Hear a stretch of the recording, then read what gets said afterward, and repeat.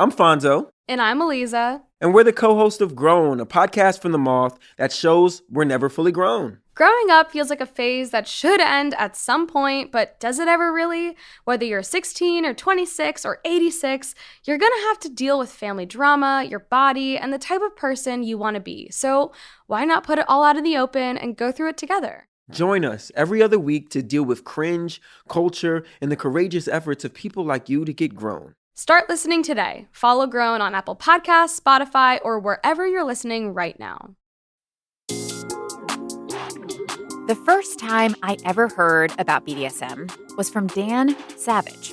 If you're a millennial like me, this man may have also played a role in your sex education. He calls BDSM varsity level sex play, which to me is the perfect metaphor. If you're going to engage in it, you've got to put in the time, effort, and education to do it right, which means safely and consensually. And if you do, toying with power exchange can open up vast new dimensions in your sexuality. One of the things BDSM has taught me is that I am truly a mad scientist of the senses. My clients and my play partners go various places in their minds, in their bodies, and they often describe sessions with me as trips.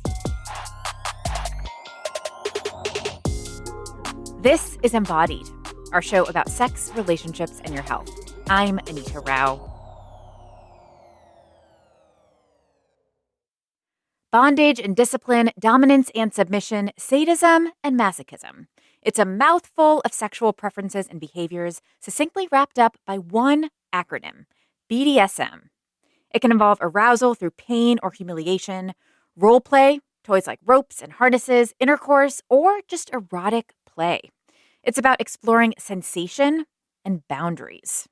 Folks find many ways into the world of BDSM, not excluding late-night TV series.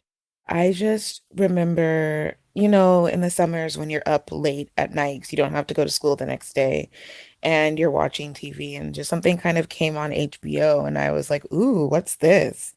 That's Smokey. She's a Black queer femme based in Los Angeles.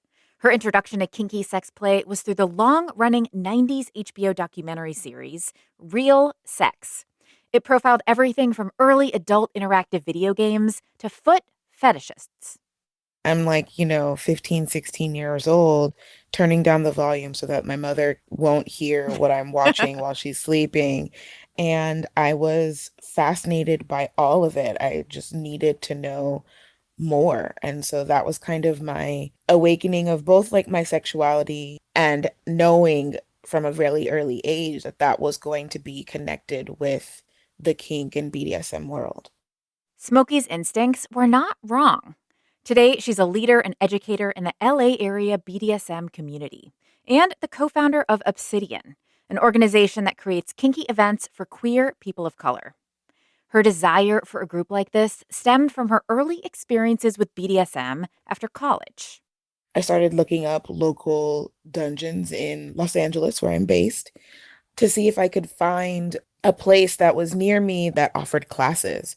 And so the first dungeon that I ever went to is called Sanctuary, and it is in Los Angeles near the LAX airport.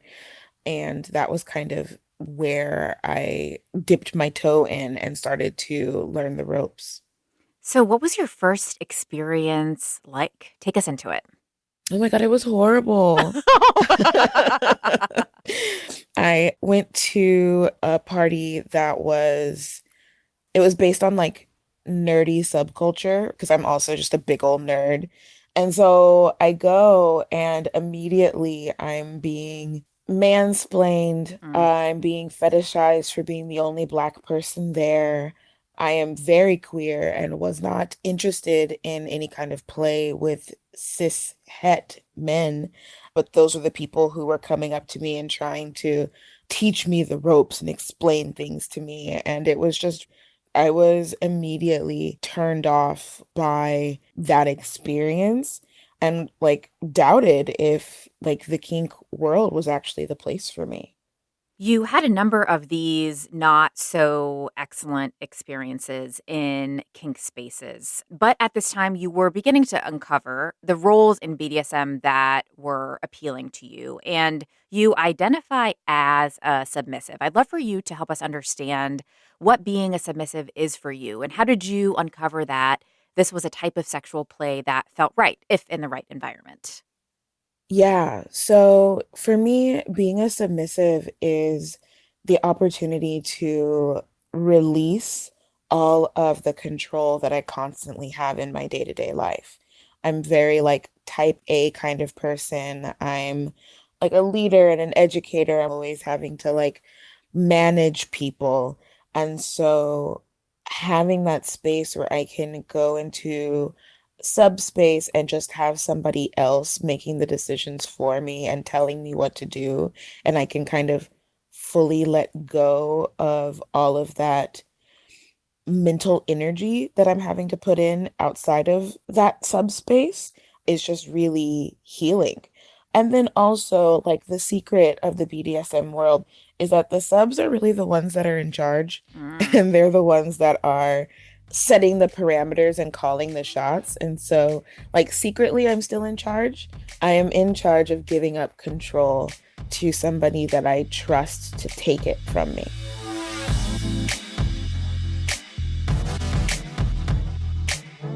As a type A, pretty tightly wound person myself, I am not uninterested in pleasure activity that involves letting go of control in a new way. And if I wanted to immerse myself more, organizations like Obsidian offer several ways to start learning the ropes, so to speak. I could attend a munch.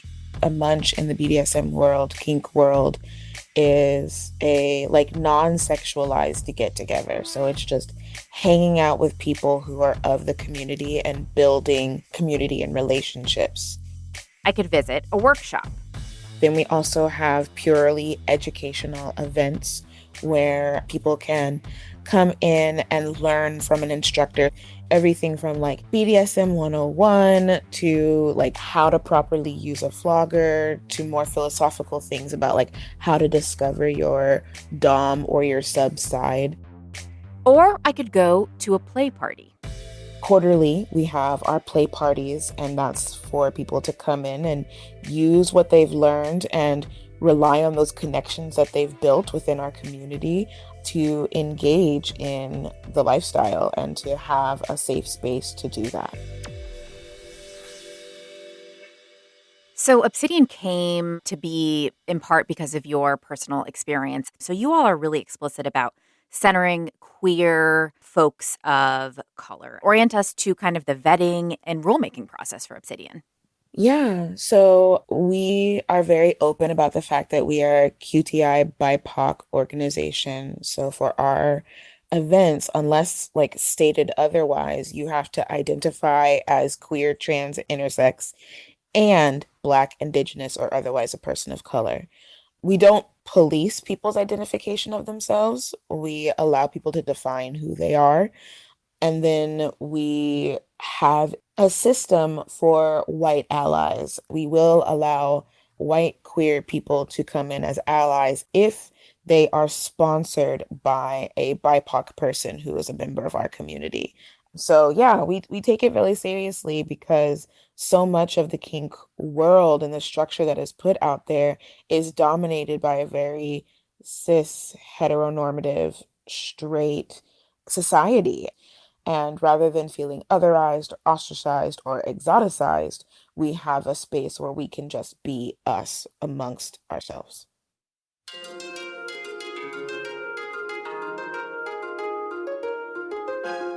If you spend even just a few minutes on the Obsidian website, it's clear just how intentional they are about the spaces they create.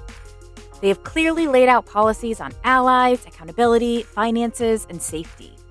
And their accessibility information about their events is truly a model for all of us. It includes information about the layout of the physical space, the lighting, the music, the cleanliness, and even the ventilation. It is chef's kiss, I'm telling you. If a lot of this runs counter to what you thought you knew about BDSM, you're not totally to blame. Popular culture focuses almost exclusively on the leather, whips, and pain. A big thing they leave out, that many people are drawn to these sexual kinks because they can be healing.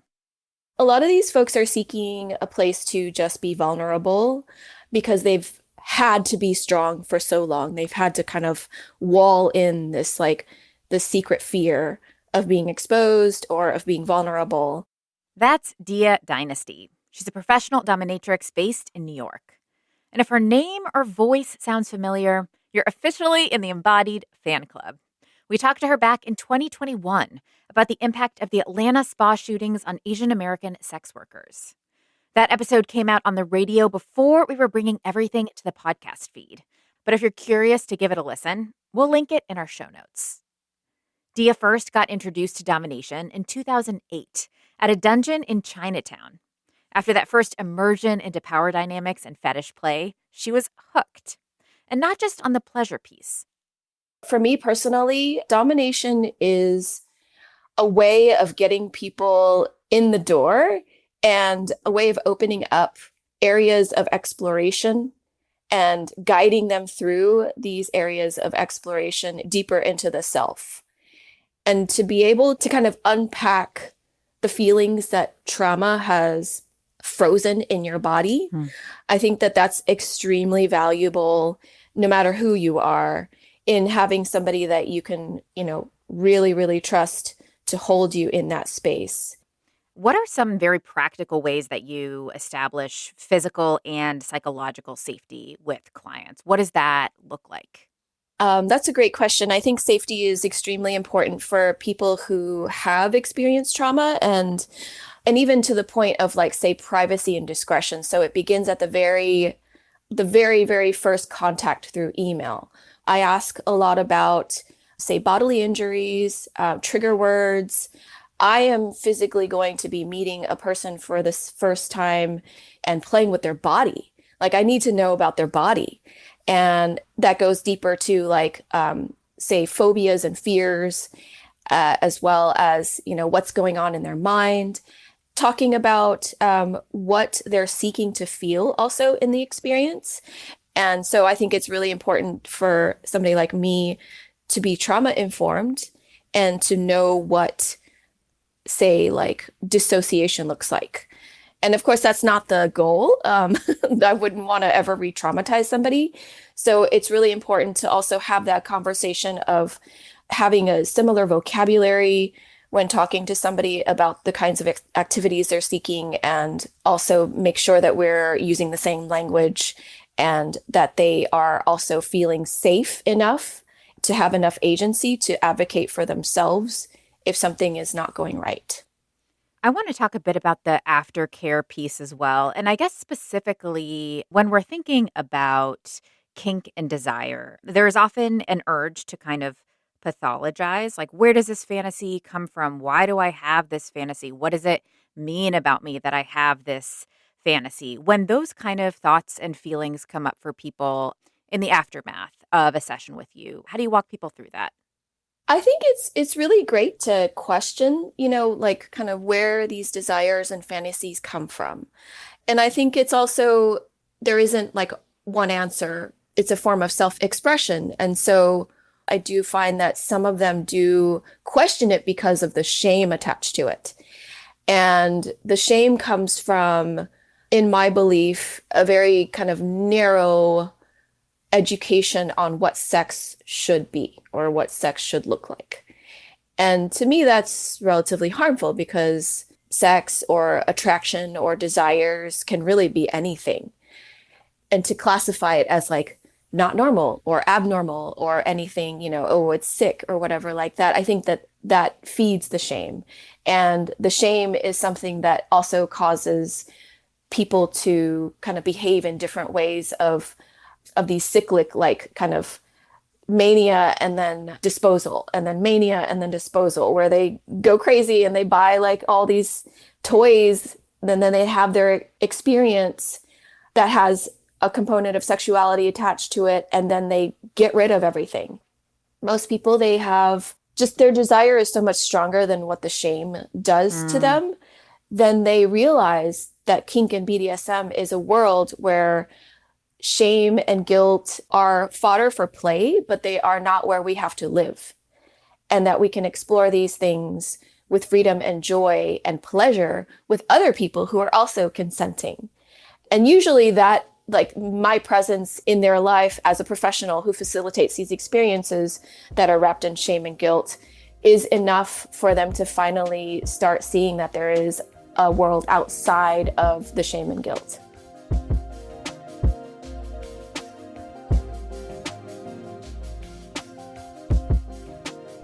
One thing that BDSM has taught me is a new way of finding community. Just like anything else, when you find your people, you learn so much about ways of freedom, liberation, understanding, support. I get to enjoy these wild and passionate experiences with people that think and feel just like me. When I was younger, I definitely struggled with a lot of body image issues, self-confidence issues, personality issues, and that was really debilitating. But through BDSM, through getting into this community, I have allowed myself to see myself in a different light. I've allowed that in, and that's made me a much better person, both in terms of how I relate to people and how I view myself. There's a big misconception of what this is. Movies and books and things have definitely portrayed it to be one thing, but it's a truly, truly empowering space to play in. And I hope someone hear this, take that step to, walk on this other side of liberation and pleasure. That's Bodacious Beauty, a masochist based in Texas who's been involved in BDSM for 4 years. And you also heard from Phrygian Monk, a BDSM peer educator who's got some amazing content on their TikTok account. You know the drill. We'll link it in the show notes. Like them, Smokey also sees the ripple effects of BDSM in her daily life. My involvement in the BDSM community has affected my life outside of it significantly. It's so important to know how to communicate what your needs are to someone else in order to keep yourself safe. And it's also, you have to be in touch and in tune with yourself in order to identify those needs. And that's something that's really helpful, like with relationships, even at work, just being able to know, this is what I need, and to be confident enough to go to someone and be like, hey, here's what I'm experiencing. Here's what I would like help with. And then additionally, consent. Consent, isn't easy and isn't simple. And so being in the BDSM world and understanding all of the different nuances of it and practicing having to use consent, give consent, take away consent is also really helpful in daily life, being able to say no to people.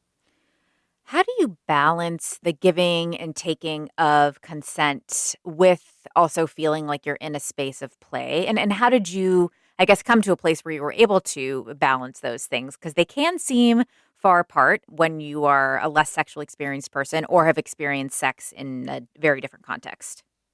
That was something that my wife and I actually talked a lot about, because they did not come from the kink world in the same way that I did. And so when I started using my knowledge around consent in our sexual relationship, they were really put aback at first and was like, what do you mean you want to know what I want? Is that how sex happens? And me being like, yeah, it can be. It should be, in my opinion, rather than thinking about it as a negative and a way of shielding and protecting yourself. I like to think of it as a positive, as a way of really honing in on what the other person wants and needs and providing that.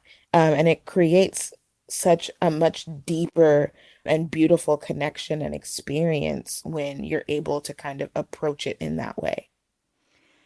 Dia, I would love to turn to you and hear a bit about this concept of play from your perspective and how engaging in play through your work and your professional sphere has shaped your personal discoveries outside of that sphere. I think that play is extremely important and something that we as adults lose touch with more and more if we're not actively engaging in something that is playful. And so I think it's important with my clients to establish a connection of trust and safety. So, of course, all these take a little bit of time. And the play for me it's oftentimes born out of a lot of curiosity of an asexual pervert. Like, I personally don't get a lot of erotic satisfaction from my professional experiences because I'm very focused on providing that experience for my client. And it works out perfectly because I'm not hypersexual. I'm more just like infinitely curious about other people's bodies and other people's desires and fetishes. And so that's why I think it works so perfectly for me to really hone in on the other person's desires and fantasies and arousal and their needs, as well as, what they're going through, and just kind of become one with them as a architect of a fantasy.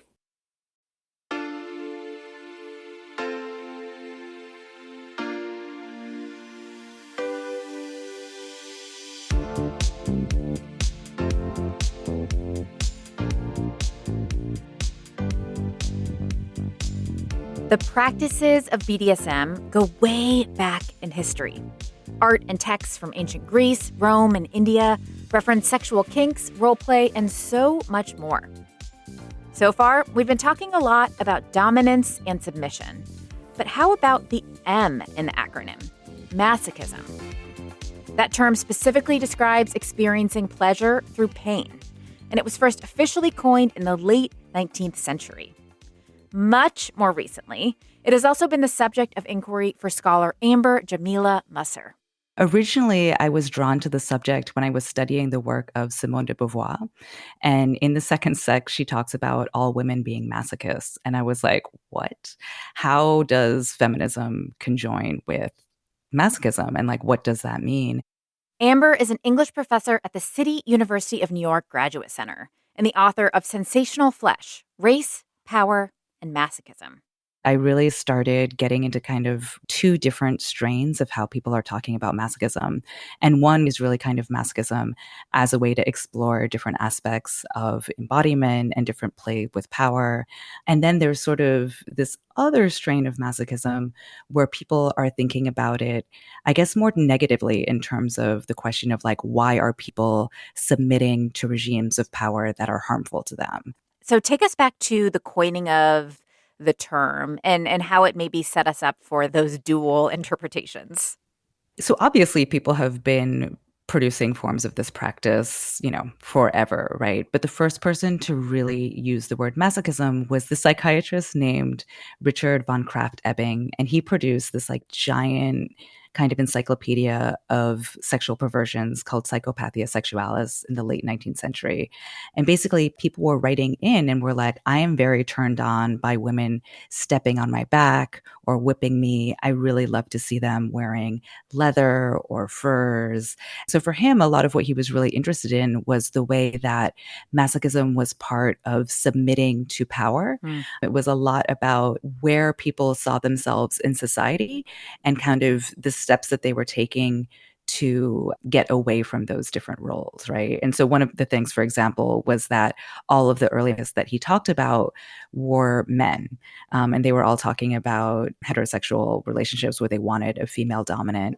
But women masochists, he didn't really consider that possible because the innate condition of femininity was to desire pain. And that's kind of that other strain that I'm talking about. And so for him, whenever he came across a female masochist, the way he would talk about her was to focus on her masculine attributes and to sort of say that her masochism was actually a symptomatic of her being more masculine inclined rather than something that could be within the realm of femininity. So, how have feminist historians and feminist thinkers taken up these two ideas and wrestled with them? I know that there are some very conflicting thoughts within of feminist scholarship. So, take us Yes. into that. I mean, like in general with feminism, there are always kind of a few different strands. There are the people who, and this kind of blew up in the late 80s, who are called the anti-porn, sort of anti-sex feminists, who really kind of argue that anything that was not explicitly about avoiding power was demonized. So there's this long history, especially around actually lesbian S&M, where feminists were like, why are you wanting your own oppression? This is not a way towards avoiding patriarchy. It's in fact producing like a mimicry and therefore harmful to our political ambitions. And then you sort of have later on feminists who are sort of thinking about BDSM more as a way to understand empowerment and curiosity around what power and different feelings of the body can do. So I would say that at this point, that kind of version of anti-sex feminism is no longer really as prominent. But you can see its ghost in terms of questions around respectability. And that's kind of like the friction that I see. I'd love to hear a bit about how this tension then comes into play for Black feminists in particular, who are thinking about maybe even race play as a part of BDSM and how race and subjugation go hand in some of these play encounters. Talk to me a bit about that and what struck you about looking at how that thought has changed over time. As I said before, so much of the way people have understood masochism has to do with the ways that they're understanding how power is working in a broader sense. Someone like Audre Lorde and Alice Walker were very negative about the practice, largely because they saw it as kind of repeating a lot of the oppressions that were already facing Black people. And so this sort of idea that it was not only about patriarchy, but that somebody could want to be seen as being the slave of somebody else was just like a really problematic repetition of something historically bad. And we definitely see that, I think, still there's like a lot of anxiety around race play. And so race play, I know you just mentioned it, right? It's where people are, I think, more explicitly playing with these interracial sexual dynamics in BDSM. And so people are often more comfortable when Black people are taking the role of someone who's dominant. And in large part, people talk about that as kind of like a way to erase racialized guilt. But people become like very uncomfortable with the idea of Black submissives. So there was like that doubled anxiety happening there. How have contemporary Black women and femmes that you have talked to or looked at kind of reclaimed masochism as a tool for joy? How do they respond to those arguments and critiques? So, I mean, a lot of the arguments that I was talking about were really, I think, more central to discourses in feminism in like the 70s and 80s, right? So they're not necessarily circulating as much now. And I think a lot of what's happening, what we see is actually like a massive explosion among Black women, Black feminists, Black queer people in thinking about what constitutes Black joy. And BDSM, I think, has been really an important site for people to, I wouldn't necessarily say like explicitly grapple with histories of enslavement, though that may also be happening, but really to kind of say like my body is my own and it's a space that I can use however I want. And also to try to move really away from these politics of respectability, especially because we're in this era where I think people have really come to see that, you know, even if you behave the way society tells you that you should, it doesn't really guarantee your safety. It doesn't really guarantee anything.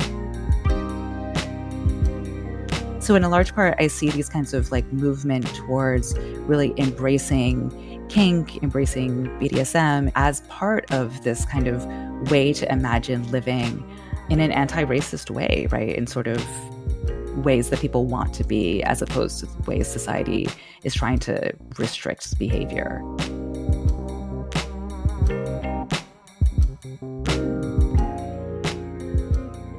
Yeah, I love that. And I want to take you even deeper into what you get to in this book about pain in particular. Like there is a lot of talk about maybe the more visual aspects, I guess, of masochism and of BDSM, but people often stray away from really talking openly about the pain piece. So I'd love to hear about what interesting representations and conversations around pain in particular that struck you throughout this research. Part of it, I think, has to do with the fact that it's harder to talk about pain in relation to these power dynamics. But I think a large part of it is also just that people really have like a visceral difficulty hearing and reading about pain. But one of the things that was striking to me when I was doing this research was I wrote a lot about Bob Flanagan, who called himself a super masochist. And he famously suffered from cystic fibrosis.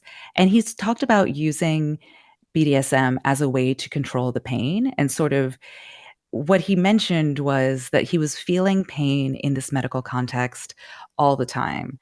And BDSM really gave him a way to take that pain and really re-signify it into pleasure, into sort of like an exploration of the body that he was in charge of, as opposed to the way the medical complex was like really working on his body, right? Or the way disease was working on his body.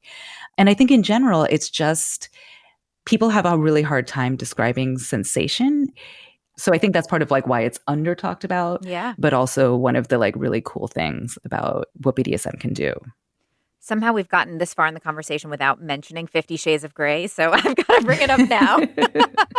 and how both the book and the movies really brought BDSM to a mainstream audience and made it a subject of conversations in popular culture. And there have been a lot of critiques from the BDSM community about representation in 50 Shades, saying there's really no discussion of consent and safety. There's a lot of depictions of violence that were really not at all what anyone was consenting to, and a lot of conversation there. But what do you think have been the ripple effects of how those narratives have shaped how we think about masochism in contemporary culture? Yeah, 50 Shades of Grey. Talk about a bad cultural representation.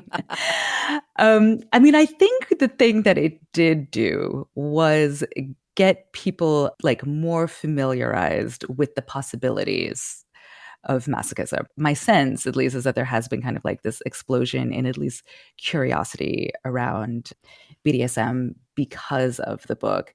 There is something about the way the book is so focused on the sensations. So I can see that there's suddenly this imagination of like, what does it feel like to have, you know, like the sting of the whip or like restraint, at least that opening of a sensual arena. And I want to imagine that like that is part of why people kept reading, just sort of like suddenly they were like, oh my God, there are all these things I didn't even know I could do with my body.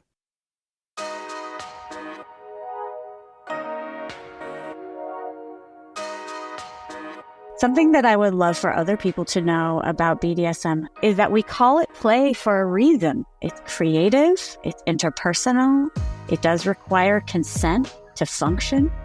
It's also a place where I've encountered a large number of cis men who aren't drag queens out in the world, but in the safety of a dungeon, they want to play dress up.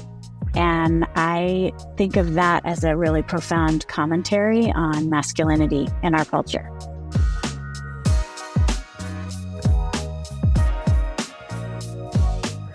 Not supposed to be this scary thing. It's not supposed to be this super intense, secretive, exclusive club. It's supposed to be people living their lives in a way that fulfills them and makes them happy. It's not all black and leather and dungeons and whatever. There's also a lot of, mutual power exchanges and so much consent and just love and care that is really the forefront of this industry. And I wish that people would understand that these types of things can, expand outside of just the kink community, should expand in everyday life. People should be familiar with consent and how it works and using it back and forth. BDSM can be such a freeing and empowering tool for, your entire life, really.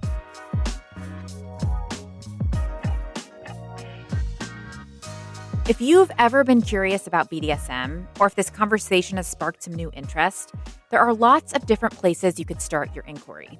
But to minimize the overwhelm, we asked Smokey to give us her starter kit.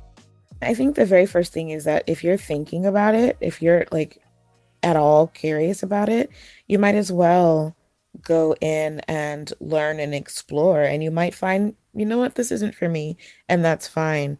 And then the first thing to do would be, in my opinion, is to go to a munch. Again, a munch is a BDSM kink leather community event that is completely desexualized. And so that's when you can start to meet people, ask them questions, find out about what's going on in your local community in that kink world. And the best way to find out about those kinds of events is social media. Specifically, there's a website called FetLife, F-E-T, Life, L-I-F-E. That's kind of like a Facebook type message board system dedicated to the BDSM world. Creating an account there, which is completely free, is how you can start to find out about what your local community looks like. And then starting with a munch is the perfect way to get started.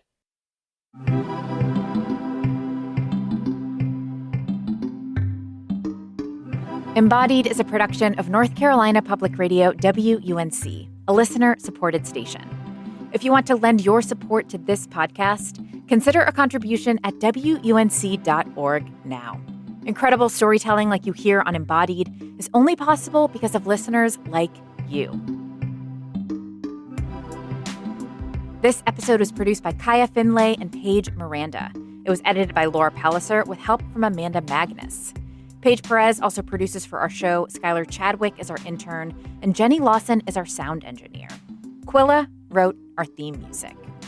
A special thanks also to everyone who contributed to this episode, including Bodacious Beauty, Phrygian Monk, Allie Eve Knox, and Vanessa Carlisle. If you want to stay up to date on new episodes or weigh in on anything we talk about on Embodied, give us a follow on Instagram and X. Our handle is EmbodiedWUNC. If you're more of a thinking out loud person, leave us a message with your stories, thoughts, and ideas at our virtual mailbox SpeakPipe. Find a link in our show notes. Thank you so much for listening to Embodied. And if you like the show, please spread the word in your own networks. Word of mouth recommendations are the best way to support our podcast, and we so appreciate it. Until next time, I'm Anita Rao, taking on the taboo with you.